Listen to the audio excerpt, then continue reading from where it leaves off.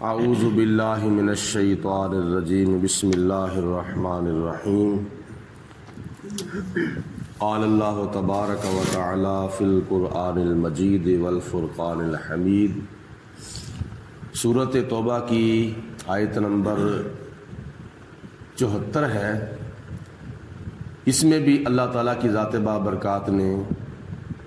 کچھ منافقوں کا ذکر کیا ہے جنگ تبوک کے موقع پر۔ اللہ تعالیٰ ارشاد فرماتا ہے یحلفون باللہ، وہ لوگ اللہ کی قسمیں کھا کھا کر کہتے ہیں ما قالو، کہ ہم نے کوئی کفریہ کلمہ نہیں کہا، وَلَقَدْ قَالُوا، اور اللہ فرماتا ہے کہ بلا شبہ انہوں نے کہا ہے۔ کیا کہا ہے؟ کلمۃ الکفر، کفریہ کلمہ انہوں نے بولا ہے۔ اس آیت مبارکہ کے شان نزول کے بارے میں مفسرین نے لکھا ہے کہ ایک منافق تھا جس کا نام جلاس بن اسید تھا۔ ایسے جب میدان تبوک میں حضور علیہ الصلوۃ والسلام نے ایک خطبہ ارشاد فرمایا، اور اس خطبے کے اندر حضور علیہ الصلوۃ والسلام نے منافقوں کے بارے بھی کچھ انکشافات فرمائے تھے کہ منافقوں کی کیا نشانیاں ہیں اور جنگ کے موقع پر وہ کیا کیا کرتے ہیں اور ان کی کیا پلاننگ ہوتی ہے اور ان کی خفیہ تدبیریں کیا ہوتی ہیں۔ تو جب اس بات کا جلاس بن قیس کو پتہ چلا تو اس نے کہا کہ اگر محمد صلی اللہ علیہ وسلم سچ بولتے ہیں تو ہم تو پھر گدھوں سے بھی بدتر ہیں۔ یہ جملہ کفریہ تھا جو اس نے حضور علیہ الصلوۃ والسلام کے بارے میں بولا تھا کہ اگر محمد صلی اللہ علیہ وسلم سچ بولتے ہیں تو پھر ہم تو گدھوں سے بھی زیادہ بدتر ہیں۔ مدینہ منورہ میں جب تبوک کے بعد حضور علیہ الصلوۃ والسلام تشریف لائے تو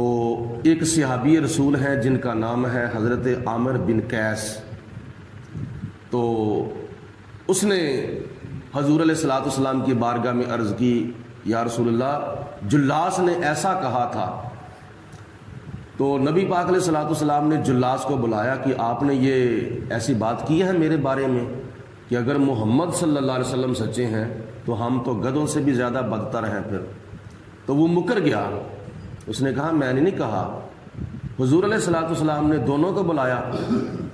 تو دونوں سے نبی پاک علیہ الصلوۃ والسلام نے حلف لیا کہ تم مسجد نبوی کے اندر ممبر کے پاس آ کر اپنا اپنا بیان سناؤ، اپنی اپنی قسم دو کہ کس نے سچ بولا ہے کس نے جھوٹ بولا ہے۔ جب حضرت عامر نے یہ بات کہی کہ اس نے واقعی یہ جملہ کفریہ کہا ہے اور میں نے اس کے اوپر جھوٹ نہیں باندھا، میں نے سچی بات کی ہے، جو اس نے کی ہے وہی بات میں نے کی ہے۔ جلاس نے کہا کہ میں نے ایسا جملہ کفریہ نہیں کہا، حضرت عامر نے میرے بارے جھوٹ بولا ہے۔ اس کے بعد حضرت عامر نے اللہ تعالیٰ کی بارگاہ میں دعا کی یا پروردگار عالم، اپنے پیارے محبوب نبی کریم رؤوف الرحیم حضرت محمد مصطفیٰ صلی اللہ علیہ وسلم کے بارے میں جو سچ اور جھوٹ بولتا ہے اس کا فرق فرما دے، کوئی تصدیقی آیت مبارکہ نازل فرما جو اس بات کی تصدیق کرے کہ جلاس نے واقعی جملہ کفریہ کہا ہے اور میں نے اس کے بارے میں سچ کہا ہے، میں نے اس کے اوپر کوئی جھوٹا الزام نہیں لگایا۔ تو ابھی دونوں جدا نہیں ہوئے تھے تو اللہ پاک کی ذات بابرکات نے یہ آیت مبارکہ نازل فرما دی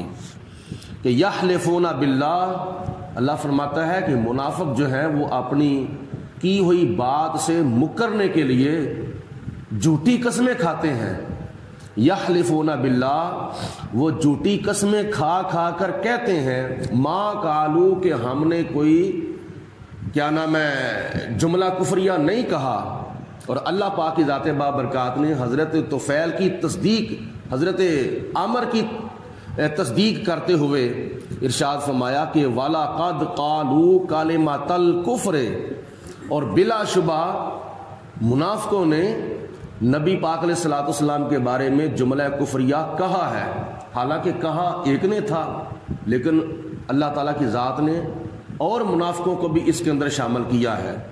اور شامل اس لیے کیا ہے کہ وہ جلاس کے جملہ کفریہ کہنے پر راضی ہوئے تھے، تو ان کا راضی ہونا کہنے کے برابر ہے۔ تو اللہ تعالیٰ ارشاد فرماتا ہے بعد اسلامہم، اپنے اسلام کا دعویٰ کرنے کے بعد انہوں نے جملہ کفریہ کہا ہے، یعنی کفریہ کلمہ انہوں نے بولا ہے۔ وَهَمُّوا بِمَا لَمْ يُنَالُوا، اور انہوں نے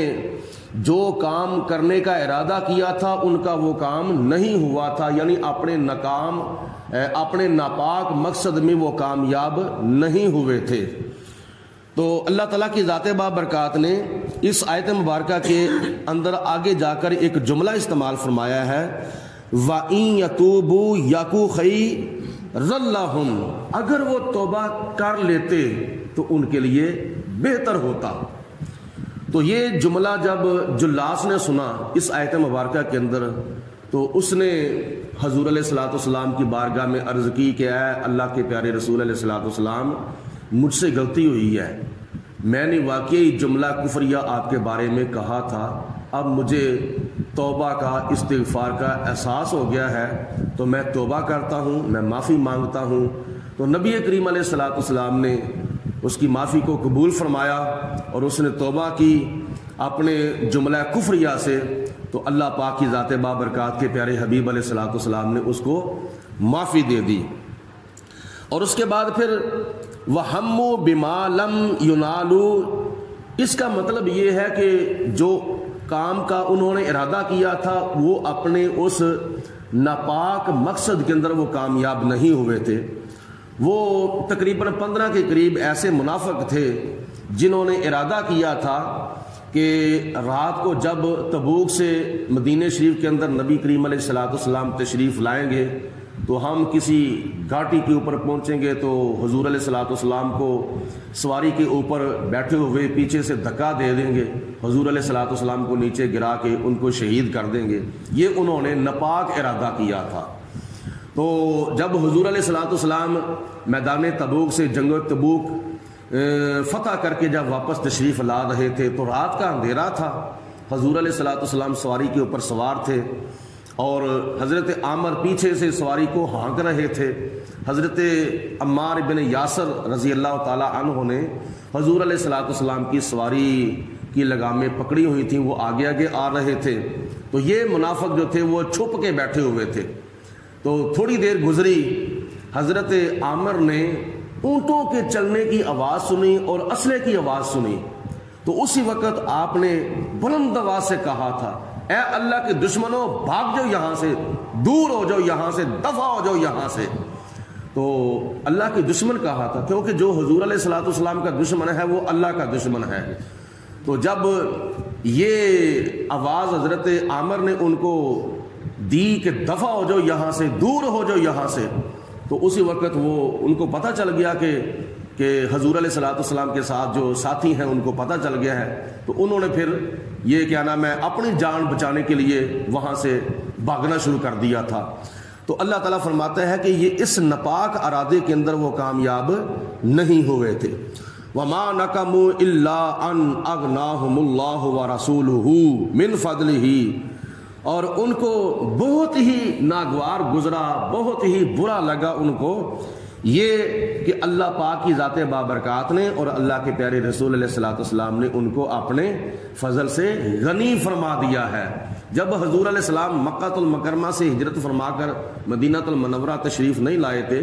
تو اس وقت مدینے کے منافق بڑے تنگ دستی کی زندگی بسر کر رہے تھے۔ تو جب حضور علیہ الصلوۃ والسلام تشریف لائے اور اس کے بعد پھر جہاد کا سلسلہ شروع ہو گیا، جنگ بدر، جنگ احد، جنگ تبوک، یرموک وغیرہ وغیرہ جنگوں پر جاتے تھے اور فاتحانہ شان سے واپس حضور علیہ السلام تشریف لاتے تھے، تو آپ کے پاس مال غنیمت بہت کثیر تعداد میں ہوتا تھا، تو جو منافقوں کو بھی مل جاتا تھا بیچ میں اور وہ بھی خوشحال ہو تو اللہ تعالیٰ فرماتے ہیں کہ یہ منافقوں کو بات ناگوار گزری کہ ان کو اللہ اور اللہ کے رسول نے غنی فرما دیا ہے۔ اب لفظ ہے غنی، غنی کا معنی ہے مالدار، صاحب وسعت، صاحب مال۔ مطلب یہ ہے کہ اللہ تعالیٰ نے اپنا بھی ذکر کیا ہے اور اپنے محبوب کا بھی ذکر کیا ہے کہ میں بھی ان کو غنی کرتا ہوں اور میرے پیارے رسول علیہ الصلوۃ والسلام بھی غنی کرتے ہیں۔ اور کسی کو غنی کر دینا یہ تھوڑی سی بات نہیں، یہ بہت بڑی بات ہے۔